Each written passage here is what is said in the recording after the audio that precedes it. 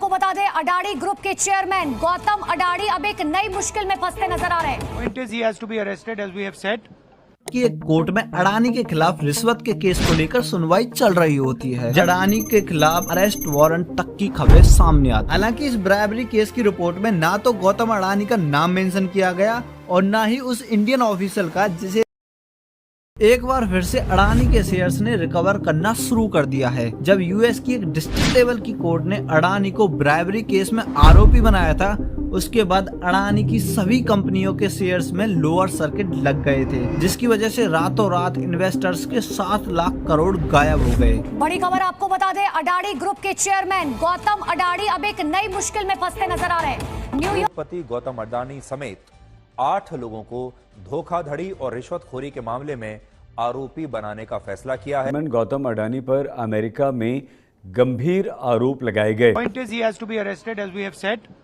क्या वाकई में यूएस की कोर्ट में अडानी के खिलाफ चल रहे ट्रायल में अडानी को अरेस्ट किया जा सकता है, या फिर यह सिर्फ अडानी की ग्रोथ को रोकने के लिए एक और इंटरनेशनल कॉन्स्पिरेसी है? 23 नवंबर 2024 को न्यूयॉर्क की एक कोर्ट में अडानी के खिलाफ रिश्वत के केस को लेकर सुनवाई चल रही होती है, जहां अडानी पर आरोप लगाया जाता है कि अडानी ने भारत में एक सोलर प्रोजेक्ट को पाने के लिए एक इंडियन ऑफिसर को $250 मिलियन की रिश्वत दी है, जिसे लेकर जज के सामने जो प्रूफ रखे जाते हैं उनके बेसिस पर अडानी को इस केस में आरोपी बनाया जाता है और अडानी ब्राइबरी केस की सुनवाई शुरू होती है, जिसमें अडानी के खिलाफ अरेस्ट वारंट तक की खबरें सामने आती हैं। आपके मन में एक सवाल आ रहा होगा कि जब अडानी ने रिश्वत एक इंडियन ऑफिसर को दी है तो फिर इसकी जांच ईडी या सीबीआई की बजाय यूएस की इन्वेस्टिगेटिंग एजेंसीज क्यों कर रही हैं, और इस केस की सुनवाई इंडियन कोर्ट की बजाय यूएस कोर्ट में क्यों चल रही है? क्या इंडियन इन्वेस्टिगेटिंग एजेंसीज और कोर्ट इतने काबिल नहीं है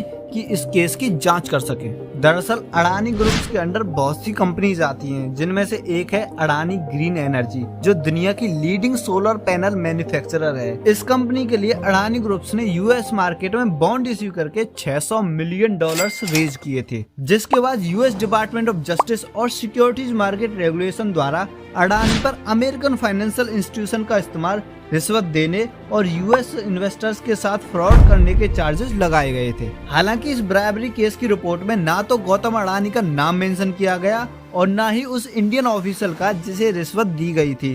क्या यह सिर्फ एक कोइंसिडेंस है या एक बड़ी कॉन्स्पिरेसी कि जिस केस में गौतम अडानी का नाम नहीं है, उस केस में गौतम अडानी के खिलाफ अरेस्ट वारंट की खबरें आती हैं, जिससे इंडियन स्टॉक मार्केट क्रैश हो जाता है और लोगों के करोड़ों रुपए डूब जाते हैं? फिलहाल इस केस को बीजेपी और कांग्रेस से ऊपर उठकर देखना चाहिए, क्योंकि अगर हम अडानी की बिजनेस हिस्ट्री को उठाकर देखें तो इंपोर्ट एक्सपोर्ट के बाद अडानी ने अपने बिजनेस की शुरुआत 1998 में कमोडिटी फर्म से की थी, जिसके बाद 1992 में एलपीजी रिफॉर्म्स के चलते भारत में तेजी से इंडस्ट्रियलाइजेशन शुरू हो गया और 1993 में अडानी को गुजरात गवर्नमेंट के साथ एक जॉइंट वेंचर में मुंद्रा पोर्ट को डेवलप करने का कॉन्ट्रैक्ट मिला था और ईयर 2000 में अडानी इंटरप्राइजेज भारत का लार्जेस्ट ट्रेडिंग हाउस बन गया, जिसका टर्नओवर 3300 करोड़ का था और मुंद्रा पोर्ट भारत का सबसे बड़ा प्राइवेट पोर्ट।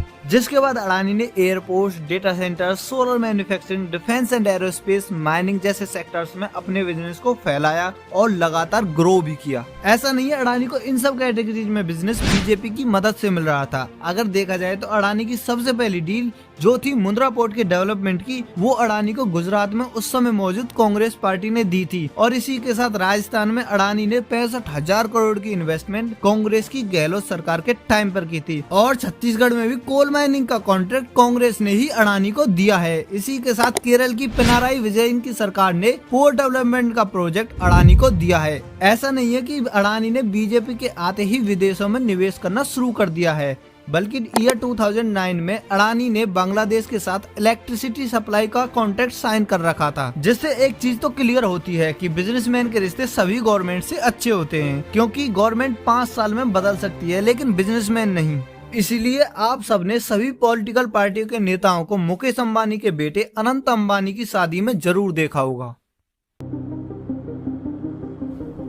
इसलिए अडानी को लेकर जो खबर सामने आई थी, इससे ना तो किसी पॉलिटिकल पार्टी को नुकसान हुआ है और ना ही किसी को फायदा।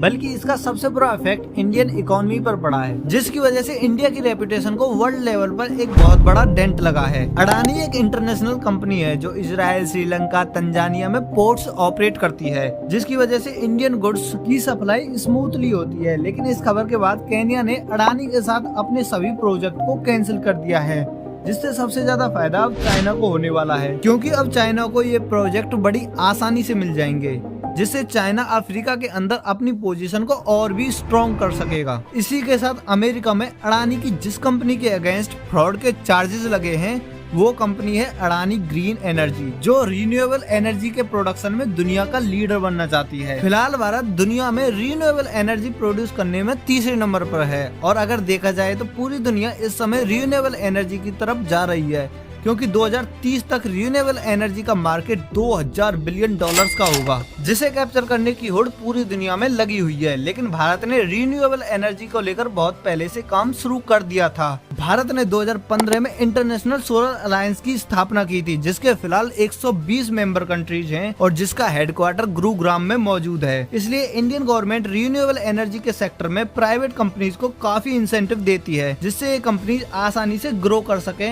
इन कंपनियों में सोलर पैनल मैन्युफैक्चरिंग के मामले में अडानी ग्रीन एनर्जी एक लीडिंग कंपनी बन चुकी है, जिसे फिलहाल में टारगेट किया जा रहा है। यहाँ सोचने वाली यह बात है कि अगर भारत की कोर्ट यूएस की किसी बड़ी कंपनी जैसे गूगल या फेसबुक के अगेंस्ट डेटा लीक को लेकर फैसला सुनाती है, तो क्या फेसबुक और गूगल के शेयर्स भी इसी तरह गिरेंगे जैसे अडानी के गिरे हैं? तो इसका आंसर है बिल्कुल नहीं। भारत एक नई डेमोक्रेसी है। यहाँ लोग अपनी चीजों को तभी अच्छा मानते हैं जब कोई विदेशी उनकी तारीफ करे, भले ही उसे उस फील्ड की कुछ भी नॉलेज ना हो। जब तक हम इस इंफीरियरिटी कॉम्प्लेक्स से बाहर नहीं निकलते, तब तक हम सही मायनों में डेवलप नहीं हो सकते हैं। अडानी को कोई इस तरह पहली बार टारगेट नहीं किया गया है, बल्कि इससे पहले 2023 में अमेरिका की एक short selling activist company Hindenburg ने अडानी ग्रुप के चेयरमैन गौतम अडानी पर आरोप लगाया था कि गौतम अडानी ने अपनी कंपनियों के शेयर्स को मैनिपुलेट करके $100 बिलियन कमाए हैं। और जैसे ही ये खबर बाहर आई, जैसा कि सबको पता था, अडानी के शेयर्स क्रैश हो गए और हिंडनबर्ग ने शॉर्ट सेलिंग करके बिलियंस ऑफ डॉलर कमाए। वहीं इंडियन इकोनॉमी से $10 बिलियन गायब हो गए, जिसके कुछ टाइम बाद अडानी के शेयर्स वापस से रिकवर हो गए। लेकिन कुछ लोग भारत के अंदर अडानी के अरेस्ट को लेकर सेलिब्रेट कर रहे थे, जिससे पता चलता है कि हम विदेशी प्रोपेगेंडा के कितनी जल्दी शिकार बनते हैं। मैं यह नहीं कह रहा कि अडानी ने कोई फ्रॉड नहीं किया होगा, लेकिन अगर किया है तो इसकी जांच और इससे रिलेटेड फैसला सुनाने का अधिकार सिर्फ इंडियन इंस्टीट्यूशन को होना चाहिए।